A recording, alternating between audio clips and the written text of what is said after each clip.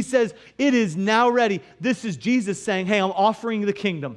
I'm ready. Hey, listen, everything Jesus said from the beginning of when he started his earthly ministry is the time is now. Listen, the kingdom of heaven's at hand. It's within reach. And so Jesus was saying, hey, listen, whether you know it or not, the heavens have come down to earth in the form of Jesus walking amongst you, and he is offering the kingdom. And so this was an amazing statement that they recognized that it was Jesus offering the kingdom. And they're even going to talk about it in a minute.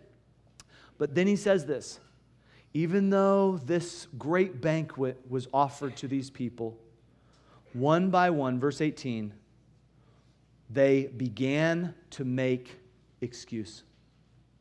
They made excuses.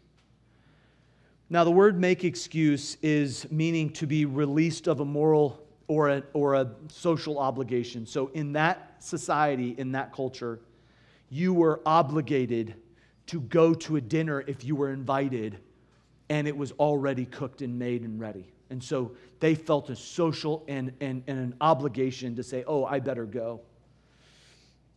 And so they made excuse to try to get out of that obligation. They made justification. That's what that word means. It really, at the very baseline, it is to refuse a request. So Jesus is saying, hey, listen, there was an invitation offered, and by not accepting it, regardless of why they didn't accept it, they were rejecting it, okay? As I've been praying and fasting, and as we've been studying the Word, I realize that I'm really good at making excuses. And I think that we can get really good at justification. Well, I was going to do that, but I didn't do it because of this. I had a good reason. I had a good excuse, and we really get good at making excuses.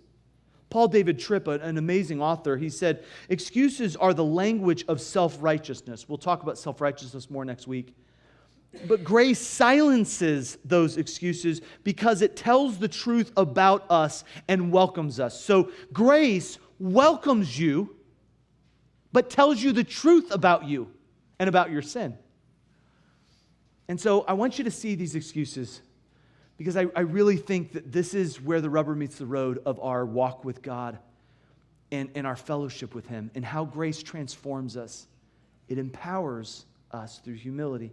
We need to humble ourselves and recognize ourselves in these three excuses. Look at the first one, verse number 18.